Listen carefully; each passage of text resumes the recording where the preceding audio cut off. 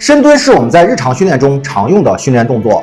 然而，什么样的深蹲模式可以让你蹲得更深，动作做得更标准？很多同学可能并不清楚。那么今天我们就通过一条视频，让你找到适合自己的深蹲模式。在此之前，我们需要进行髋内外旋的测试。具体的测试方法，我们直接来看视频。首先，我们仰卧到垫子上，双脚的第二脚趾去指向天花板的方向，然后抬起我们测试侧的腿，大腿垂直于地面，大小腿90度。我们先进行髋内旋的测试，保持大腿垂直于地面，然后让我们的小腿向外旋，股骨内旋。当你出现骨盆或者股骨需要移动来代偿的时候，那么停下来，测试终止。此时就是我们髋内旋的一个角度。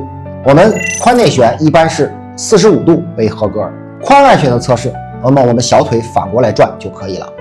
当你转到你需要股骨去外展外旋来代偿的时候，那么此时测试依然终止。那么此时就是我们髋外旋的角度，髋外旋也是45度为合格。当我们进行完髋内旋的测试之后，如果你的髋内旋是受限的，那么我们推荐的方式是髋距深蹲，双脚打开，比肩略髋，双脚外八。在这个髋外旋模式下，我们可以很好的规避我们髋内旋受限的问题，同时也给我们深蹲时髋内旋腾出了更大的空间。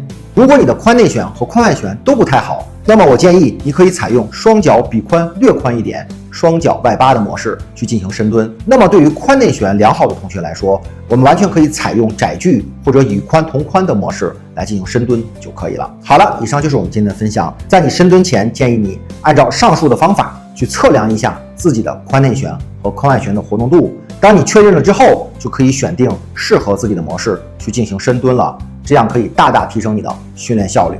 关注老王，做深度思考练习者，我们下期再见。